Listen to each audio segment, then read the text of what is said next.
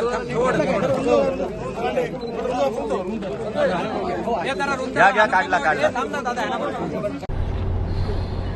काय सांगाल, चक्क राज्याचे परिवहन मंत्री या ठिकाणी पालीमध्ये आले, कसा पाठपुरावा होता एकूणच एसटी स्टँडची नवीन इमारत कधी होईल आणि काय नेमका हा सगळा खटाटोप या ठिकाणी झालेला आहे?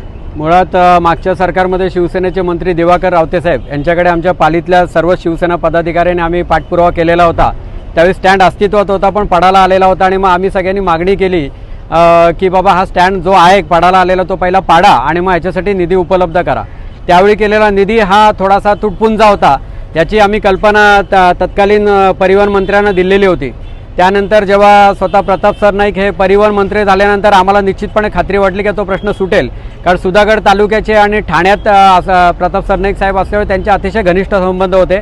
आमच्या अनेक पदाधिकाऱ्यांचे त्यांच्याशी वैयक्तिक चांगले संबंध होते आणि विशेषतः आमचे दमदार आमदार महेंद्र दळवी साहेब यांच्या माध्यमातून आम्ही पाठपुरावा केला। अधिवेशन काळात एक बैठक झाली इथले आमदार आणि महेंद्र दळवी साहेब यांना घेऊन, आणि त्याच्यामध्ये आम्ही प्रश्न मांडला की मुळात इथपासून आपण आता ऐकलं असेल का त्या इथल्या उंचीपासूनच त्यांना आम्ही कल्पना दिलेली होती की इथल्या प्लॅटफॉर्मची आणि स्टँडची उंची किती असावी, त्या इतक्या बारकाईने त्याने अभ्यास करून सुमारे 14 कोटी रुपयाची मान्यता देतो म्हणून त्याच दिवशी आम्हाला अनुपम कुलकर्णी आणि आम्ही सगळे पदाधिकारी होतो त्या दिवशी त्यांनी आम्हाला सांगितलं। आणि त्यानंतर मधल्या काळात इस्टिमेट करणं असेल, त्याची प्रशासकीय मान्यता असेल किंवा त्याला आर्थिक तरतूद असेल, यासाठी आमचे तालुका प्रमुख असतील, मी स्वतः असेल आणि आमचे काही पदाधिकारी संजय म्हात्रे वगैरे आम्ही या सगळ्यांनी पाठपुरावा कंटिन्यू प्रत्येक भेटीत केला आणि त्यानुसार आज खऱ्या अर्थाने याला मूर्त स्वरूप प्राप्त झालेलं आहे। येणाऱ्या काही काळामध्ये स्वतः ते टेंडर त्याचं होईल आणि साहेब म्हणाले तसं 3 महिन्यामध्ये भूमिपूजन होईल आणि सगळीकडे ज्या बल्लाळेश्वराचं अष्टविनायक स्थान आहे ह्याला साजेसा बस स्टँड हा पालीमध्ये इथे होणार आहे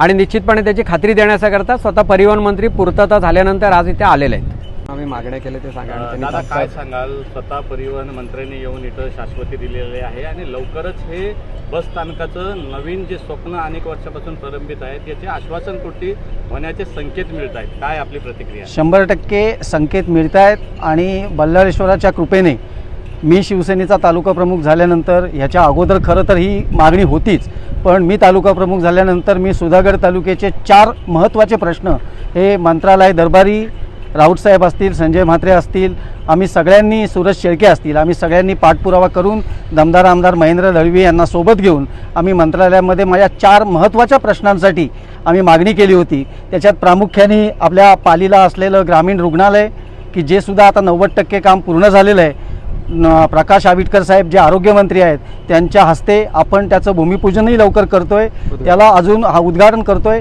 आणि वाढीव तरतुदीसाठी सुद्धा आपण हॉस्पिटलसाठी मागणी केलेली आहे, ती मागणीसुद्धा त्यांनी मान्य केलेली आहे आणि त्याच्या वाढीव तरतुदीनुसार जे काम आहे ते अजून चालू होईल। त्याचबरोबर दुसरा प्रश्न हा पाली बसस्थानकाचा होता।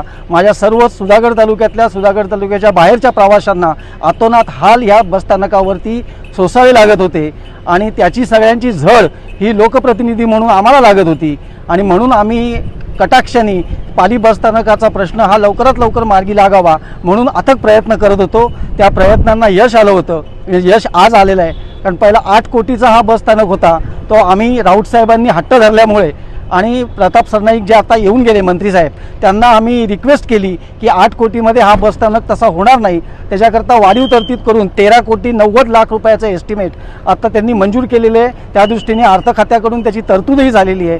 3 महिन्यामध्ये याचं भूमिपूजन होऊन 1 वर्षामध्ये बसस्थानक अद्ययावत इकडे सुरू होईल अशी खात्री ग्वाही स्वतः परिवहन मंत्र्यांनी आपल्या समक्ष इकडे दिलेली आहे। हा दुसरा प्रश्न आमच्यामार्फत आम्ही आता सॉल्व्ह केलेला आहे। तिसरा प्रश्न माझ्या दृष्टीने महत्त्वाचा आहे की अष्टविनायक तीर्थक्षेत्र असलेल्या या पाली बल्लाळेश्वराच्या नगरीत आज पिण्याच्या पाण्याचा जो प्रश्न आहे तो अत्यंत मूलभूत आणि फार म्हणजे ज्वलंत प्रश्न आहे की आम्हाला पावसाळ्यात तर गढूळ पाणी, या पत्रकारांनी आपण बऱ्याच वेळा ती बातमी पण दिलेली आहे की त्या पाण्यामधनं नळामध्ये साप येतात, कीटक येतात, असे बरेचसे प्रकार गढूळ पाण्याचे आहेत। तर त्याच्याकरता पालीला एक अद्ययावत फिल्ट्रेशन प्लांट असावा आणि नगरविकास मंत्री तथा राज्याचे उपमुख्यमंत्री आमच्या सर्वांचे नेते एकनाथ शिंदे साहेब यांच्याकडे आम्ही पाठपुरावा करून आज पाण्याचा फिल्ट्रेशन प्लांटचा योजना जी आहे त्याची 90% मंजुरी आम्ही त्याची पूर्ण घेण्यासाठी आम्ही यशस्वी झालेलो आहोत। येत्या 1 महिन्याच्या काळामध्ये आम्ही त्याची वर्क ऑर्डर येऊन प्रत्यक्षात काम कसं सुरू होईल या दृष्टीने आम्ही युद्धपातळीवर काम करतोय। हा तिसरा प्रश्न आम्ही मार्गी लावलेला आहे. आणि चौथा आणि सगळ्यात महत्त्वाचा प्रश्न की जो ट्रॅफिकचा होतो, पालीतले रस्ते जे आहेत बल्लाळेश्वर मंदिराकडे जाणारे ते अरुंद रस्ते आहेत. आजूबाजूला जी घरं आहेत ती घरं डिमॉलिश करून रस्ते रुंद करणं हे पालीमध्ये अशक्य आहे. अशा परिस्थितीमध्ये पालीला बाह्यवळण रस्ता असणं हे फार गरजेचं होतं. आणि त्या बाह्यवळण रस्त्यासाठी सर्वे करून तो रस्ता कसा असावा याचं फायनलायझेशन करून त्या शेतकऱ्यांना ॲक्विजिशनसाठी असलेला जो मोबदला आहे तो मोबदला कलेक्टर दरबारी कसा जमा होईल लवकरात लवकर यासाठी आम्ही प्रयत्न करतोय. आणि मला सांगायला आनंद होतो की त्याच्यातसुद्धा आम्ही यशस्वी झालेलो आहोत. त्यामुळे शिवसेनेच्या मार्फत हे चारही कार्यक्रम आम्ही यशस्वीरित्या पूर्ण केलेले आहेत. आणि विकासाकडे शिवसेना कशी आगेकूच करते, महायुती सरकार कसं आगेकूच करतं याचं एक चांगलं उदाहरण आम्ही पाली आणि सुधागडच्या वतीने इकडे सगळ्यांसमोर दाखवून देतो.